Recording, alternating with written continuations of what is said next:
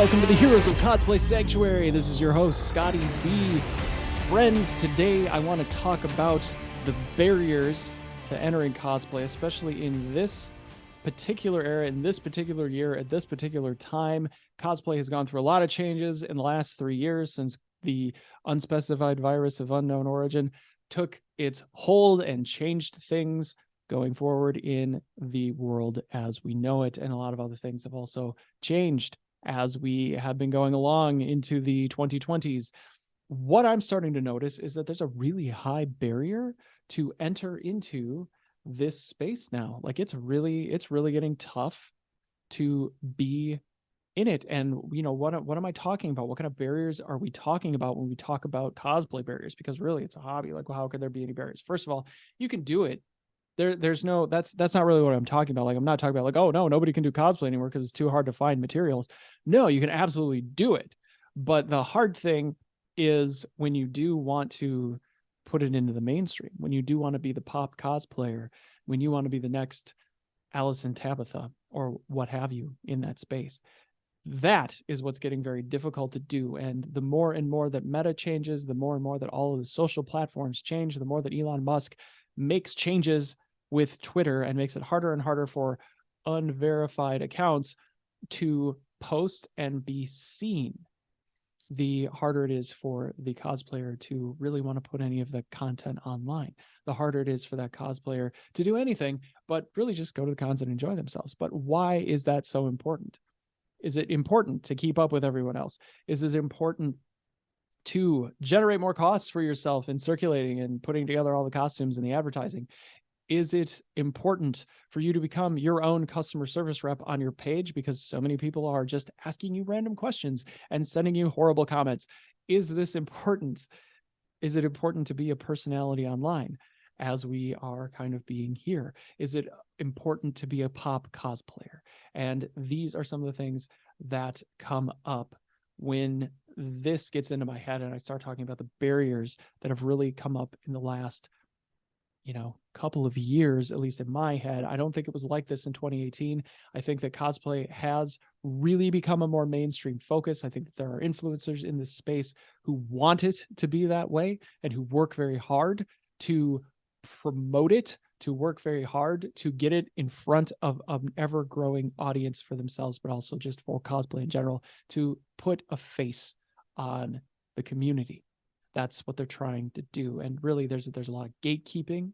There's gatekeeping for the growth of cosplayers online. It can be a very intimidating place. There can be a lot of factors that prevent a new cosplayer from getting to that sort of insta fame spot that some of them so desperately want to enjoy.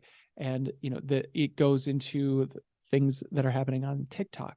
It goes into many changes that have happened on Instagram because they really just want you to pay for all of that reach. That's what they want the most. Once upon a time, you didn't have to be a personality online in order to gain attention. You didn't have to have a YouTube channel where you talked everybody's ear off for 5 or 10 minutes about cosplay and were trying to be really interesting to people.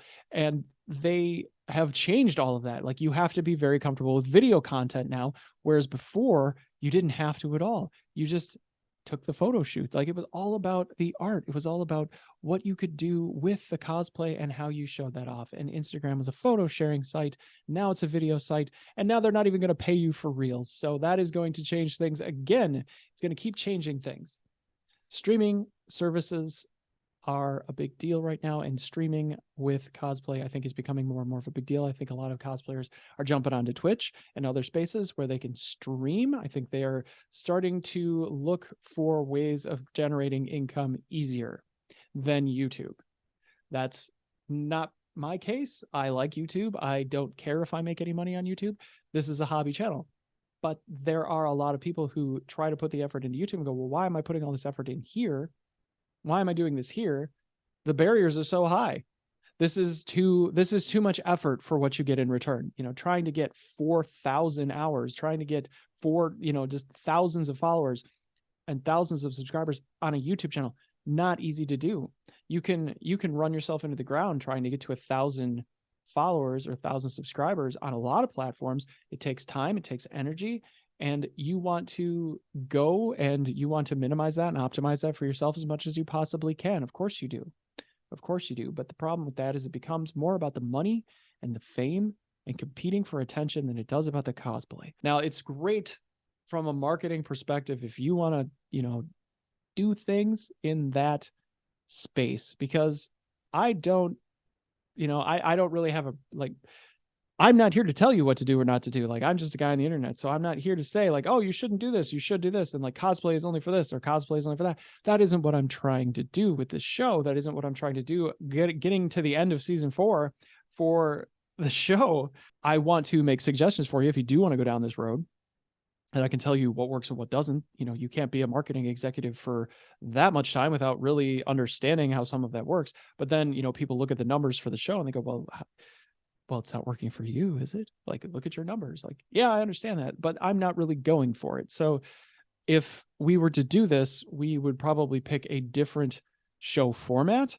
We would pick something that I really do know a lot about, so that I'm an expert in whatever it is that I'm doing, whether it's entertainment or whether it is, the how-to space that works on YouTube. You pick something that people search for, you pick something that people like, you pick something that is a little bit less point counterpoint or opinion based, and you go for that, because there's a lot of people. They're very successful business coaches, successful fitness instructors, successful in a lot of areas that do not catch on YouTube. They try, they have channels that they're very hard to find, and it's not that they're not trying. And it's the same thing with cosplayers. It's not that you're not trying. I mean, you have so many cosplayers are so amazing at what they do, but then it comes to all of the changes that happen online and all of the barriers that have been put up to prevent that person with those skills, with those talents, and with all of that. The expectations are so huge to be able to share anything with anyone anymore without spending money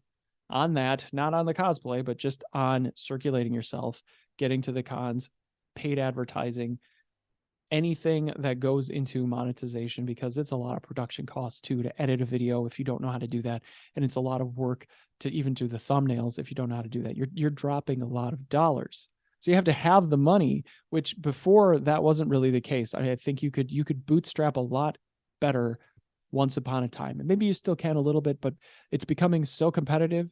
If you don't have a very overproduced show, it's not getting a lot of traction. If you can't go viral with your little shorts and things like that, it's not getting a lot of traction. So it's hard to build, even if you do have a decent personality for it and a lot of drive. It's just hard.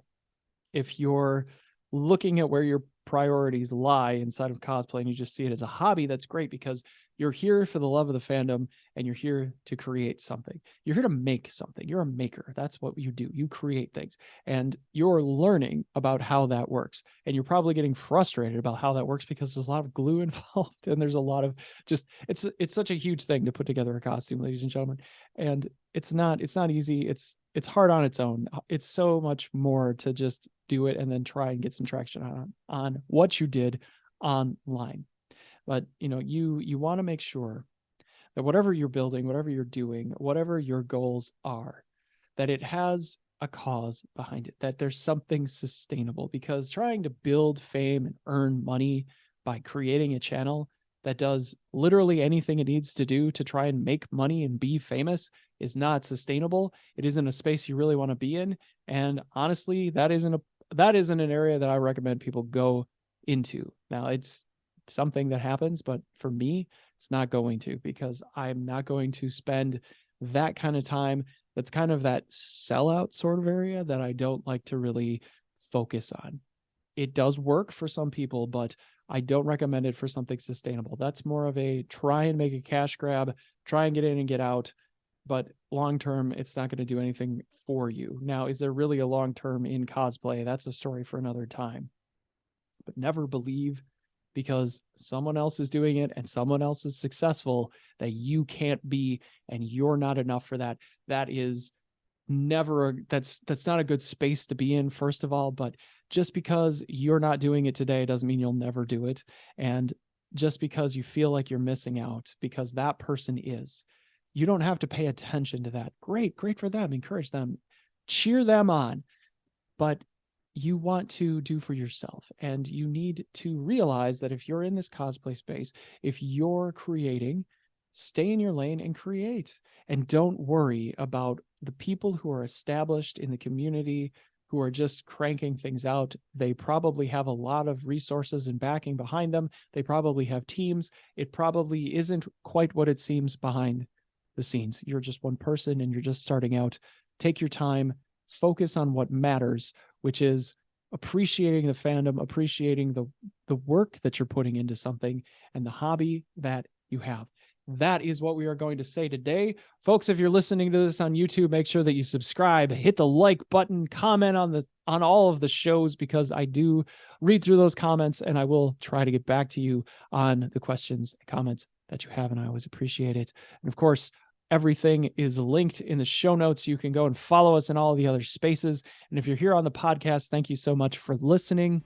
This is Scotty B with Heroes of Cosplay Sanctuary. Of course, always a safe space for you to share your stories, builds, tips, and all the causes that we should be aware of in the community. This is Scotty B saying bye-bye, everybody.